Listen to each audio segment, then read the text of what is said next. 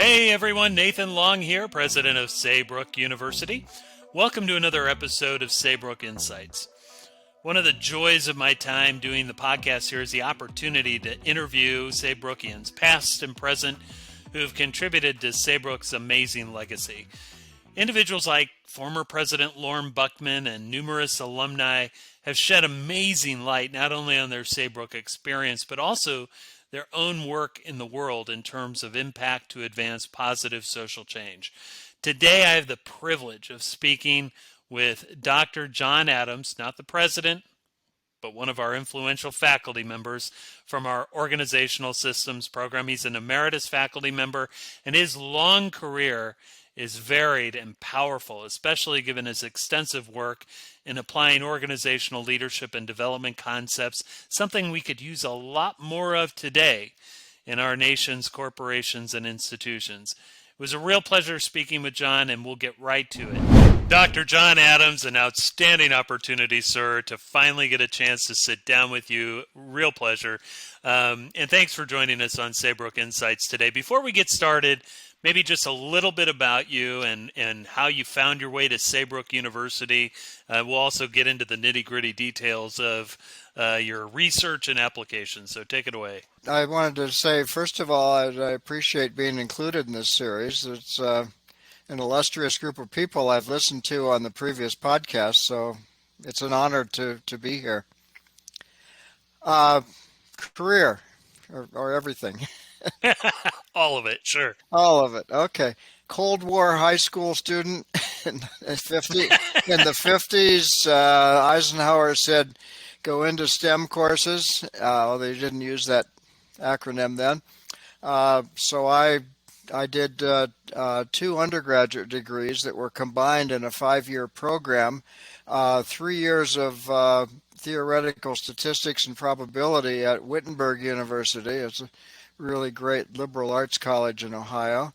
And then I did 2 years of operations research at Case Institute of Technology in Cleveland. And then I stayed on at Case to do a Ph.D. First of all, I was going to study operations research, but the key professor left and went to University of Pennsylvania. And I ended up having to stay at Case, and so I shifted over into another program in our same division at Case, which is called Organization Behavior.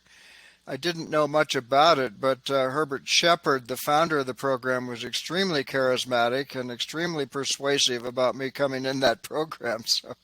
So I thought I'd give it a try, and it turned out to be the best fit I could have imagined. Worked there for 4 years on my degree. When I decided to write my dissertation about how students adjusted to this program, because it was radically different from a traditional academic program.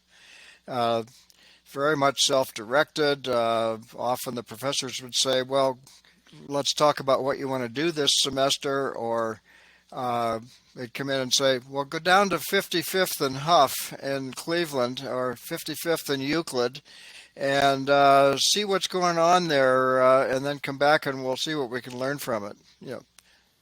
And that was the epicenter of 2 different riots in Cleveland during the time I was race riots during the time I was a grad student. And so we'd go down and we'd hang out in the bars in the so-called ghetto, and come back and talk about our experiences. And that was, that kind of off-the-wall suggestions. But it was great learning, and gradually it settled in a bit by the time I was finished. But we noticed that students often went into some sort of a shock reaction, or feeling like they were overwhelmed by Christmas time. And it got to be called the Christmas phenomenon because it was noted so regularly. And then by Valentine's Day, students would be getting really depressed, thinking they were going to leave the program. And then a little bit later after that, they would start to pick up on direction and take responsibility and move ahead on their own. And that was part of the learning process. And so I wanted to document that in my dissertation and find out just was there a predictable cycle of development. And cognitive psychologists appealed to me a lot, so I used the work of Festinger and Kelly and Harvey Hutton Schroeder and Rokeach a lot in my dissertation around how students process information and then how it becomes an emotional experience, which is not part of cognitive psychology so much. I took that, finished that up in June of '69 and had accepted a position at the University of Leeds in England to teach in their undergraduate management program and also to teach in their master's degree in organization development. That was exciting and challenging. It was, again, a major adjustment to being in a different culture and working professionally for the first time. I think I was all of 26 when I arrived in Leeds. And I was one of the youngest graduates of the program in history. 26, that's incredible. Wow. So I started thinking about that. I wrote an article for the Journal of Applied Behavioral Science, which is a peer-reviewed journal published by the National Education Association, about that experience. And I also was talking with a colleague, two colleagues at Leeds, about what I had found out and how it seemed to be a predictable adjustment pattern. And they both said, well, let's talk more about that, because one of them had studied school leavers at age 16 in England going into industrial jobs. And the other one had actually, I forget what his audience was, but it was also about adjustment in some ways, career adjustment of some kind. And so we published a book called Transition, where we tried to codify what we had learned in our research in three different programs, three different dissertations, and published that. And I offered to put a couple of chapters on stress in the book, because it's stressful to go through change, especially if you don't know what's expected or if it takes you totally by surprise. So I went out and looked, and I couldn't find anything but really serious medical journals about stress at that time, except for one man named Hans Selye, who was an Austro-Hungarian transplant to Canada, who had written a more popular version of stress management. So I took some of these ideas and combined them with the other stuff and put two chapters of stress management into the transition book, and then came back to the U.S. To work at NTL, National Training Laboratories, where we had the first sensitivity training programs, and also we were doing professional development programs for trainers of those programs, and also for organization development people, because there weren't many academic programs yet where you could learn those things. I did that work, and then in 1975 I left National Training Labs and set up on my own. And I was invited to a conference to make a presentation, and I wasn't quite sure what to present. So I said, well, what about the stress stuff? That seemed to generate a buzz every time I talked about it and worked with it. So I put together a talk on stress management, and lo and behold, everybody but two or three people in the entire conference came to my session and just packed the room. It was overflowing into the halls. I couldn't believe it. And that happened another time at another conference about a year later in San Francisco, down in Fisherman's Wharf. It was a program where I was presenting some things on stress, and everybody came to my session and ignored the other sessions in the conference with much more experience than me, people in leading them. Clearly, it was a hot topic at the time, though. Yeah, oh, it was amazing. Yeah.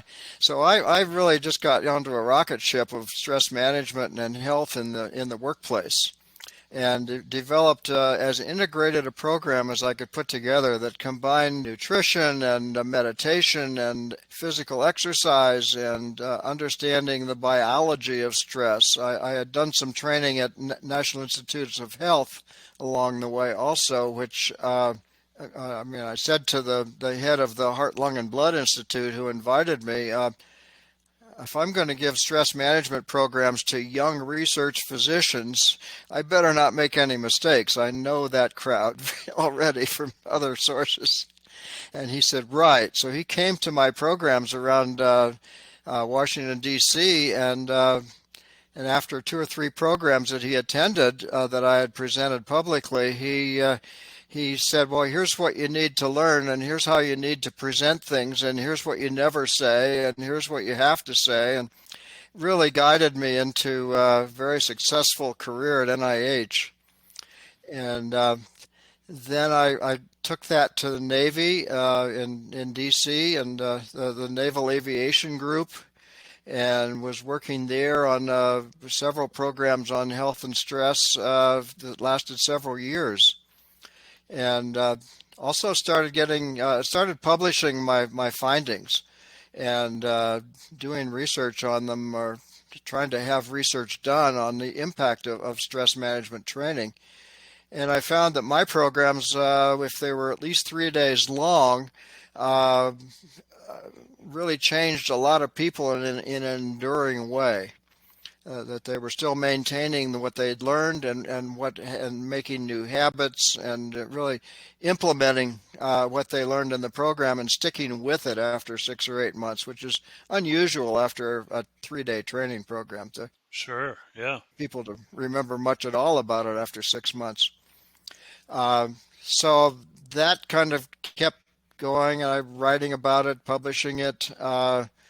That started getting me invitations from literally all over the world to come and do that. So I had a contract for a while with the National Health Service in Great Britain. I did programs in Japan, all over Canada, Venezuela, really all over Europe was the major focus, but and publishing all along the way to let people know what I was learning. And so that was quite a ride. It slowed down a little bit, but it actually went on for about 30 years. In the mid 80s, I decided I felt that the organization development field was improperly named and was limiting itself by its name. That development suggests first order change, doing a better job of whatever you're already doing. And it doesn't ask the question about is what you're already doing ethical or correct or going down the right path. So I began working with the concept of transformation or second order change, with a lot of help from articles by Gregory Bateson and Margaret Mead on and Chris Argyris at Yale on second order change. So I started expanding my horizons to organization transformation and I directed 2 anthologies, one called Transforming Work in 1984 and the second one called Transforming Leadership in 1986, which included everybody that I could find who was actually working in a transformational way in any kind of organizational setting. And had a really good collection of people writing. So they were very successful books for many years. And then in the 90s, I started focusing more on sustainability and climate change and things like that. And writing in that area, publishing in that area. I published a book called Thinking Today as If Tomorrow Mattered, which is about the cognitive aspects of trying to create a sustainable pathway for anything we do. And then also in the 90s, I went to Sun Microsystems for a couple of years as an internal. As my wife said, I got a real job. I was the head of executive development for a while, and also then I moved into a group that did workplace design, where we were working with architects and IT people as organization people to create workspaces that were completely tailored on all those three dimensions for the kind of work that would be done in those places. So again, software engineers needed a whole different scene than hardware manufacturing or even a service sector. So were you on the kind of on the forefront of all that office design work that occurred in the tech space? I mean, in that grouping of folks, Yeah, I didn't design it, but supported it with a the yeah. group that I joined, the man that headed up that group had designed it and had created it with help from metrics people from one of the Cal State campuses. And that was very exciting work again. So everything I was doing was super exciting. And then I came to Saybrook, and that turned out to be really exciting too. I came in, I think it was 1999, to a program called Organizational Systems, which really didn't exist yet. And Dennis Jaffe had been pioneering it, and he had me coming in teaching cognitive psych courses at Saybrook as an adjunct just to keep me interested uh, while he was getting enough traction to really create this program and get enough support. But there was a lot of resistance to it uh, from the pure humanistic psychologists. They could, they didn't realize that so many humanistic psychologists had been involved in founding my field as well, and that it was very humanistic based. And but gradually we learned to accommodate each other, and then we learned to like each other and started collaborating on things.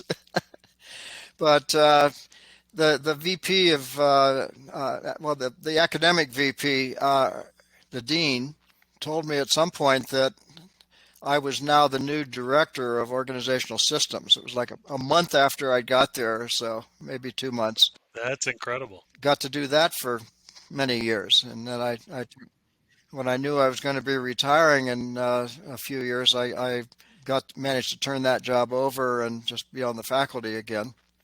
One of the exciting things that happened during those latter years was that a board member named Allison Shapiro uh, came to me, and I can't remember the other board member's name, but said that she said there's been a proposal made to merge Saybrook with National University down in the LA area. And I said, what? And they said, that's our reaction too. But that's what seems to be the direction. And so will you go with the two of us down there to the national campus and meet with their president and talk about what's up? And all three of us, when we came out of that meeting and got back in our car to go to the airport, as soon as the door was closed on the limousine that took us to the airport, we said, no, no, no, no, we're not going to be acquired by National University. And but it was clear that we needed to do something because the overhead costs were killing Saybrook, and it was a very, very small school, much smaller than it is now, and very much freestanding all by itself. Because I think at the time, Saybrook was kind of in that 300 to 400 student range about. Less than that, I think. Okay. Okay. Maybe 150. During most of my tenure, it never got up that high, but towards the end, it started growing. Got it. Okay. So we came back, and we were recruiting a new president, and I forget which one of the two board members knew Lauren Buckman or knew of him, and so they asked him if he would come and talk to us about becoming president of Saybrook, and he said he was ready for a change and he'd like to do that. We took him with us to Alliant University, which was also in San Francisco, a not totally dissimilar program from Saybrook. And about 20 minutes into the meeting at Alliant, it was clear that they were looking for an acquisition rather than a merger. Well, then Lauren, who was still a candidate to become president, said, can we go back to the office and talk? And so we said, okay, well, we stopped the meeting and we went back to Saybrook, and he said, I don't want to do that. And Allison Shapiro and I said, we don't want to do that either. He said, I've got an idea. Let's do strategic planning and see what we can make of this place. Maybe it just needs to acquire some people. We should do the acquiring rather than being acquired. And lo and behold, after several months, we had taken in 3 other programs that were related to various programs inside Saybrook, mostly at a master's level. I think the Mind Body Institute was one that brought us Don Moss, who you've interviewed on this program. Another one was LEOS, a management program from Seattle, which I had taught in when it was a non-academic certificate program before I came to Saybrook. Another program in Washington, D.C., I think it was, a Jungian-related program. Oh, yeah. The Jung program. Yeah, the Jungian Institute. Yeah. Yeah, that's right. So those 3 came in all roughly the same time in sequence, but within a few months. And then we became a university. And that was all Lorne's pioneering, and with the support of Allison Shapiro on the board, and they let me tag along a lot, so I got in on a lot of stuff that was fun. So that really helped to grow Saybrook to be big enough to survive for another few years. And then, what's the group that you're associated with? TCS? That's right, TCS Education System. So they became the next step in keeping Saybrook alive and being big enough to pay its overhead bills, and helped it to grow a lot more too. And it's been a nice arrangement, I think, because it seems like Saybrook is pretty independent, but still, it's got that back office support and guidance. Anyway, when I left Saybrook in 2009, I still had 21 dissertations on my docket that I was going to have to offload. And so I met with Lorne one day at lunch. We went off to lunch somewhere around where Saybrook was headquartered in those days. And he offered me to stay on half-time salary for 2 years to finish up those 21. And I thought, well, that's a nice bridge out. Yeah, that's a good deal. So I graduated 20 out of the 21 in 2 years, and one of them finished up just a couple of years ago. So that was a very exciting time to be at Saybrook, and I felt like I was right in the middle of a whole lot of stuff. So it was very, very rewarding and challenging and exciting. Well, it's incredible that you actually went through kind of several different transition points at Saybrook alone. It's sort of like your research became reality in a way, right? There was all this change management, seeing it bear out. Yeah, it's very cool. I'd like to go back for a few minutes, and as I often say on this program, not always, but a lot of times, I could talk to you for hours. I mean, there's so much. So much I'd love to. Well, we'll have to have you back to talk a little bit more about your work in depth. I'm curious, like, if we rewind back to when you were discussing, you kind of went in blind, if you will, to this field of study back in the day. You were, early mid-20s, right, when you came from undergrad and went into your early 20s, 22. That's right. Yeah.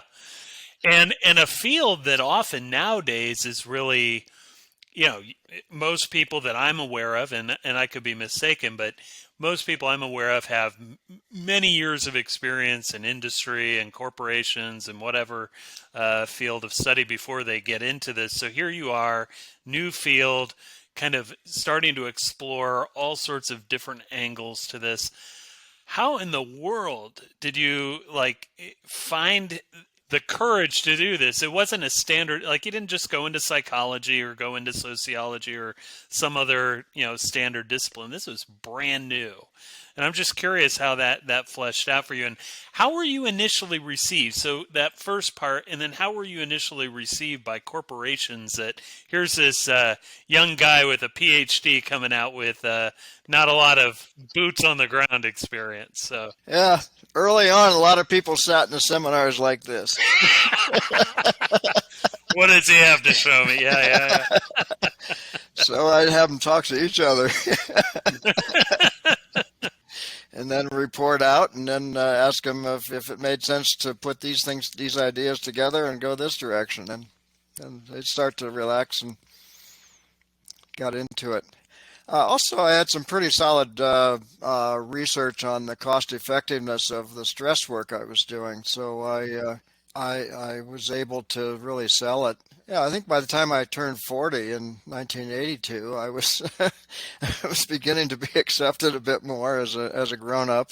I don't know. I basically asked people what they wanted or what talk about this or give them an assignment and report back, and they were happy to do that, and then we could make points off of that. Yeah, there you go. There you go. It was a little challenging sometimes. I wasn't even 30 yet when I came back from England, and Oh my. I was still 29. But a lot of the people were quite young in the field then.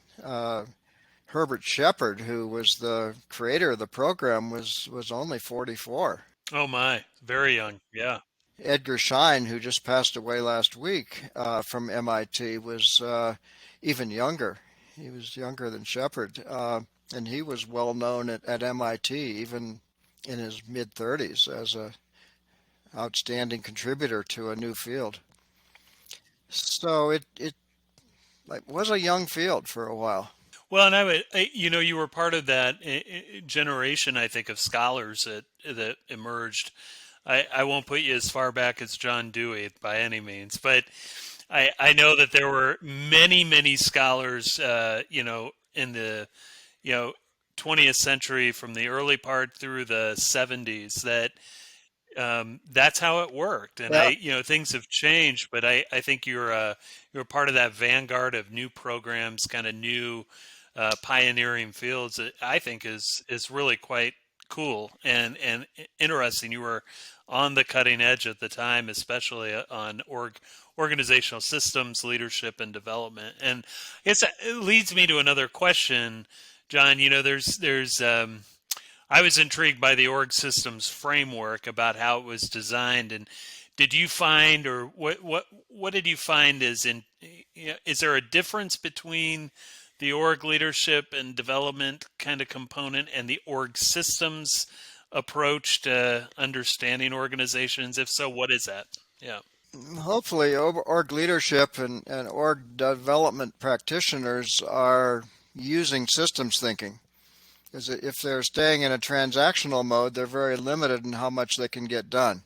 I mean, you have to understand how variables interact in a large scale to really understand what's going on in a complex organization setting and in a complex external environment. So I think that we had a big advantage coming through this systems study. MIT got very well known in the 90s, I guess it was, or 80s and 90s, or maybe even before, because Donella Meadows came out of there and was writing about systems perspective on the future a long time ago. I think the idea that you have to really understand the complexity a little bit to make good decisions and to create vision, create strategic plans. It's very difficult if you're always in A causes B and there's nothing else to consider world. But later on, MIT under Peter Senge helped to create something called systems dynamics, which was a program actually probably pioneered earlier than that. It was on a little old original Apple computer. They did a lot of the work, but they developed a whole process for assessing how all the various significant factors in a system play out and interact with each other over time. So it's dynamics over a period of time of how the system is functioning. So you can literally model that out in a way. Yeah, Interesting. Okay. I never got that sophisticated in my understanding of it, but certainly it helped me in my own thinking about why systems is essential, or systems understanding is essential in doing much of anything in a strategic way in an organization. And there's a lot of non-strategic behavior in organizations, and often it's not the best. It's not the best thing to be doing. Yeah, it was a kind of a natural progression, and I think gradually people picked it up without even knowing they were talking systems. Do you feel like there's enough orientation to the systems mindset in organizational leadership and development programs? I mean, from your own observations, I know you've been retired a little bit, but based on what you've been keeping up with in the field? For the most part, yes. They've adopted a lot. It's very different than it was back in the when I was getting into it, or in the early couple decades when it said, well, let's go do team building, and now let's do a strategic plan. And it was all set pieces, and there wasn't really any attempt to integrate everything with all the factors that were at play. One thing that helped a lot was, I can't remember who developed this, it might have been Argyris also at Yale, open systems planning and open systems analysis, where you consider the boundary around an organism. When you're doing planning within an organization, consider the boundary around it, and then who are the key stakeholders all around the edges of that boundary, and what kind of relationship do we currently have with each of those stakeholders, and what kind of relationship do we need to have with each of those stakeholders. So it became a kind of a bigger picture approach, instead of, when you say that, in team building, when you say that in team meetings, it pisses me off, and I don't want to cooperate anymore. Oh, okay, I won't say that anymore. Team building kind of interactions. But with a systems component, it becomes embedded in a much larger context, which has to be considered. Very interesting, very interesting. So I'd like us to shift for a minute, because we're unfortunately coming to the conclusion of our time, but I want some John Adams hot takes on a couple of things going on right now, because there's a lot in the org development, org leadership, org system space happening right now. With the tech layoffs, the current economic situation, both nationally and globally. What's your read on the current state of organizational leadership and health across America today, from your perspective? I think I may be too far gone in retirement to know exactly what's up these days. Fair enough.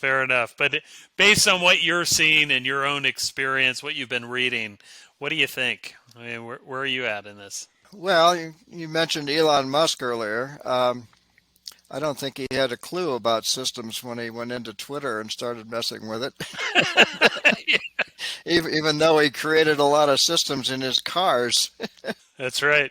I think he thought people were much more like mechanical devices than complex beings. Indeed. I think there's always room for improvement in anybody's management style, but he seemed to be the epitome of non-systems thinking. The way he went crashing into Twitter and rearranging things and pretty much destroying it and his fortune.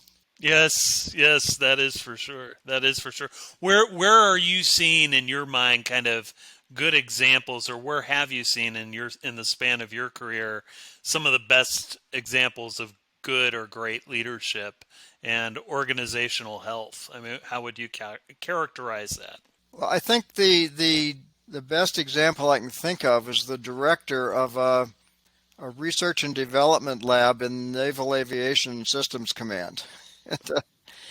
It was called Aviation and Surface Effects, and they studied a very minute part of what they were working on was very focused. They were looking at the interface between aircraft carriers and airplane tires. and things like that, and aerodynamic design to optimize landing and taking off from an aircraft carrier.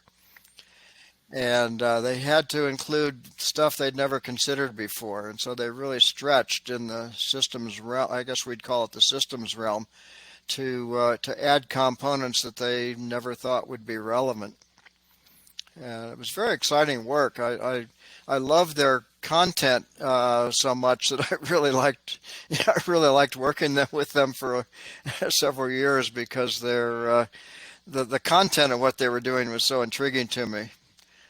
I originally had designs on being an aerospace engineer way back, so it brought those fantasies back to me while I was working with them. But they were considering airspeed, inertia, friction, all sorts of different elements at one time to optimize the safety and the efficiency of landing and taking off. And how was it that you were able to kind of situate yourself in that innovative space with those individuals? It's just pretty amazing. Well, I really loved the technology and the whole idea of aerospace engineering, so I learned a lot as I went. But when they talked about one helicopter design, for example, that was a special think tank or skunk works on developing a new, more powerful helicopter that could lift huge amounts of weight. And other characteristics that a normal helicopter can't do.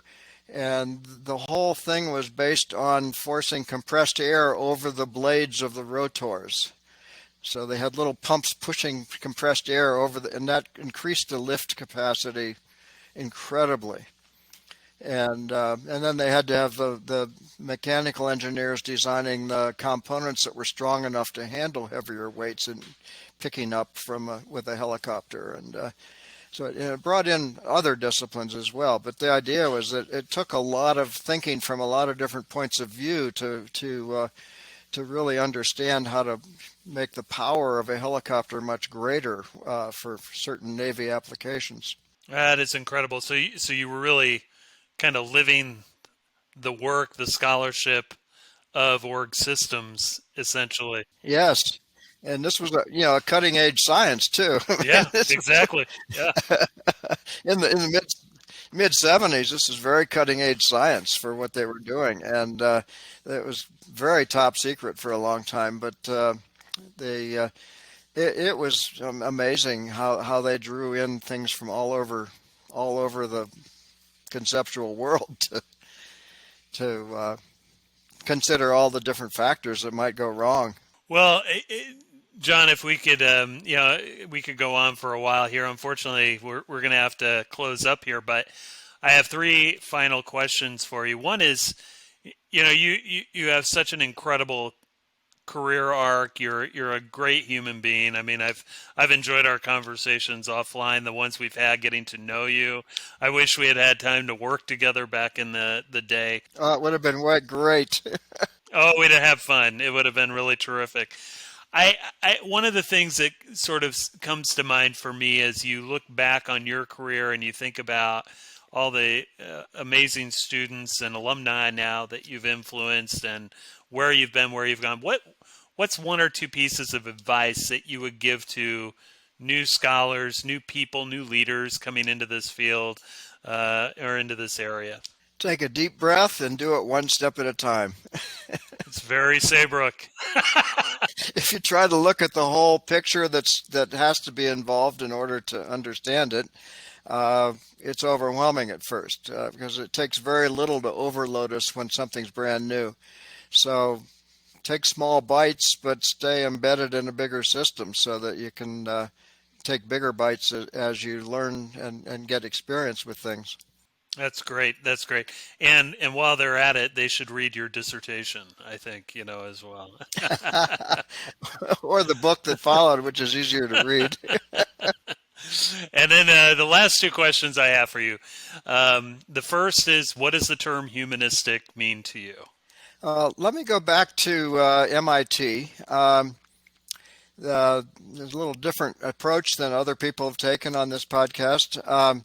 There was a guy there named Douglas McGregor in the mid 80s, and he was humanistically oriented, and the humanistic movement was just gaining momentum. It was about the same time that the humanistic psychology became a division of APA.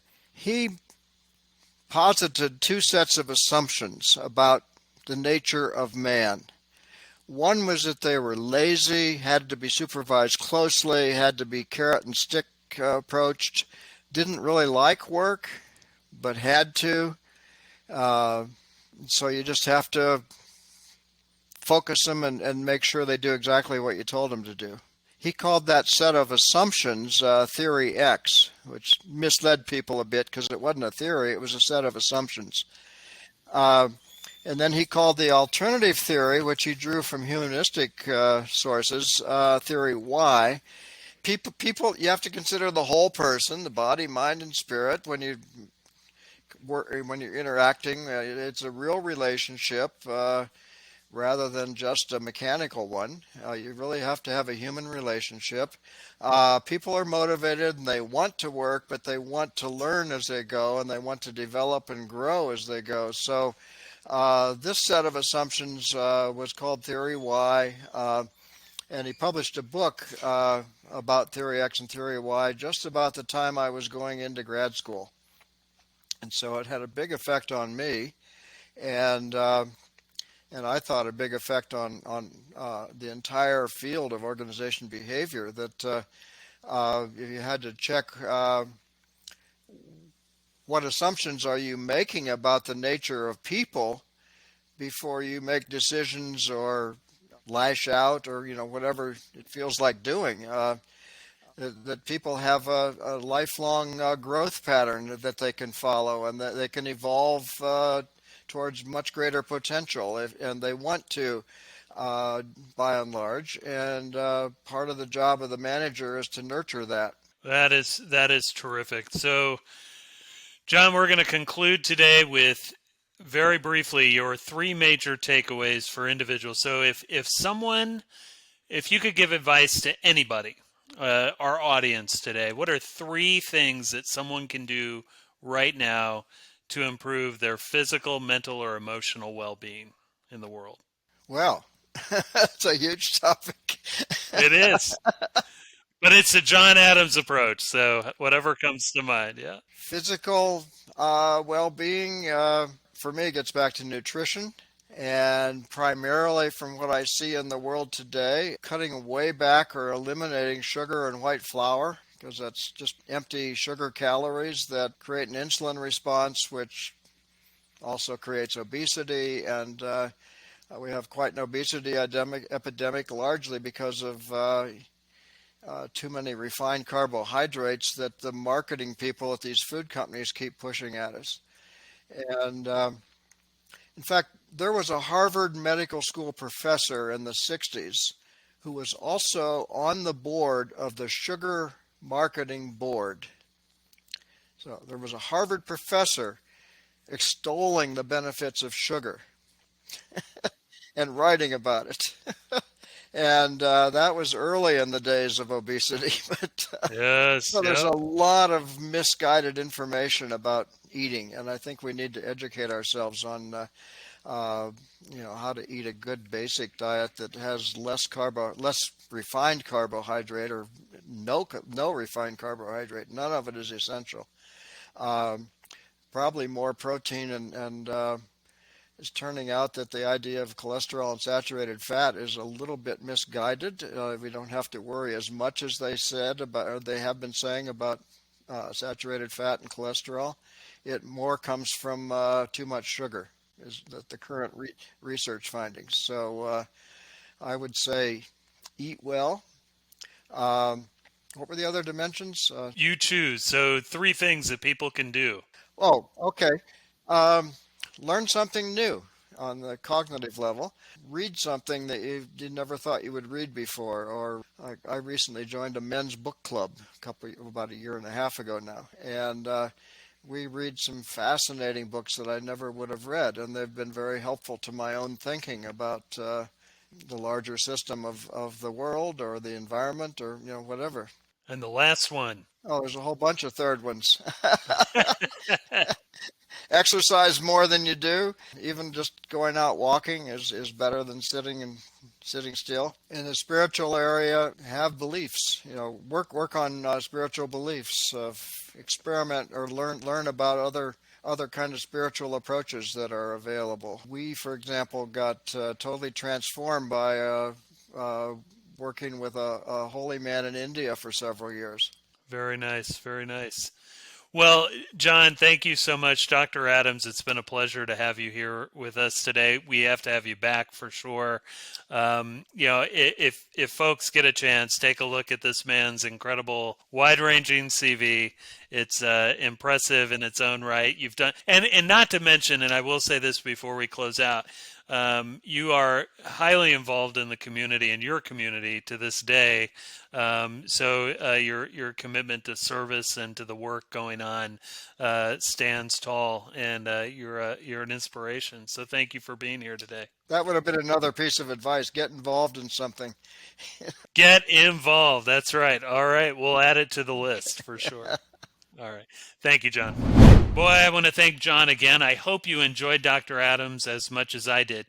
Remember the 3 major takeaways that he recommended: nutrition, eliminating those refined sugars and flour, learn something new on that cognitive level, read something you've never thought you'd read before, and exercise more and engage in spiritual work of some sort, no matter your beliefs. If you want to see the video version, please visit our Saybrook YouTube page. And if you'd like to support the podcast, go to Apple iTunes and leave a 5-star rating and review, and subscribe so you can get episodes as they come out. If you're on Spotify, leave that 5-star rating and make sure to follow us. And you can, of course, subscribe to us on most major podcast platforms, including Google, Stitcher, Pandora, and many others. Remember to check out our show notes for information on today's guest, including links to websites, books, and the like. And for more about our Managing Organizational Systems program or the university, go to www.saybrook.edu, click on Areas of Study at the top of the page, and locate the program to learn more. Or simply Google Saybrook University Managing Organizational Systems. Take care, everyone. It's fabulous to have you joining us every week. We're grateful for your patronage to our podcast. Take care now.